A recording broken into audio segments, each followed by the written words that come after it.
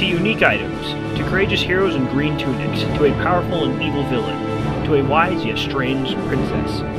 This is The Legend of Zelda. All fans welcome.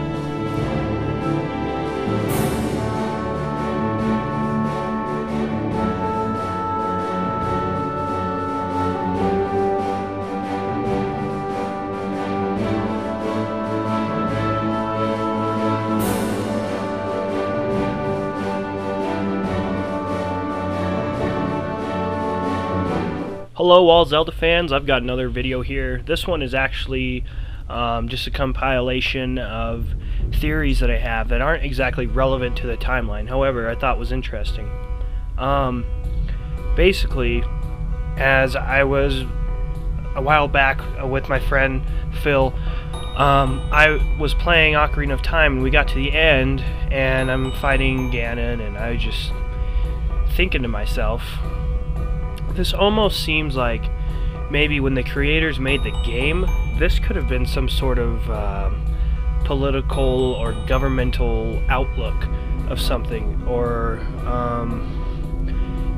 founded on of that, possibly.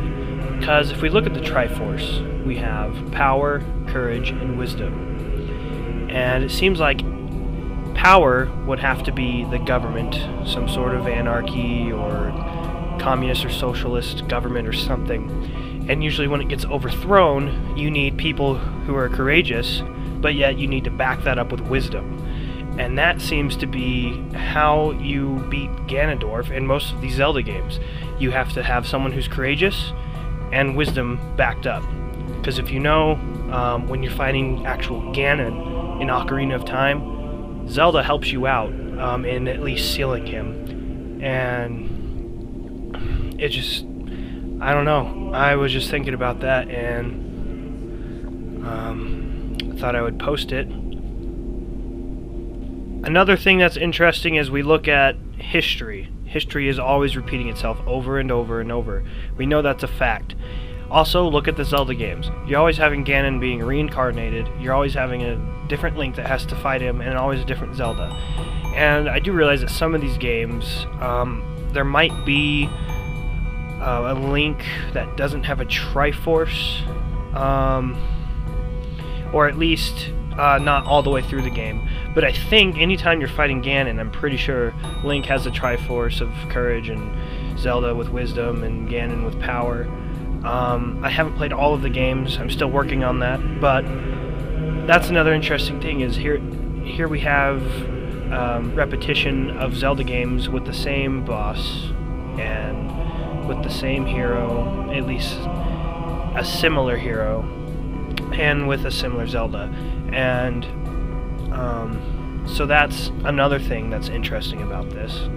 If you look at Ganon in almost any of the games when you're fighting him, you come to realize that he has different forms as you're trying to defeat him. You'll defeat him in his like human form or something, or you know, in his actual Ganon form first. Anyways, he's always changing forms when you're fighting him, and this could be, you know, when the government does get overthrown, they're always changing up their game. They're trying new ideas, they're trying different things to stop themselves from getting thrown over. And so that's a third thing that we have.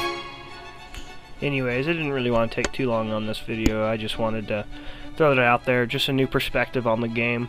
Not one that I'm taking too, you know, too seriously. It was just an idea that I came across and thought I'd share it. There could be many reasons of things, but the main thing that just caught me was when you really do look at governments and anarchies and whatnot being overthrown, you have courage and wisdom that's taking over the power. And so anyways, I'll just leave that with you and let you decide what you will. And I'll see you guys next time, and you have been Zelda-fied.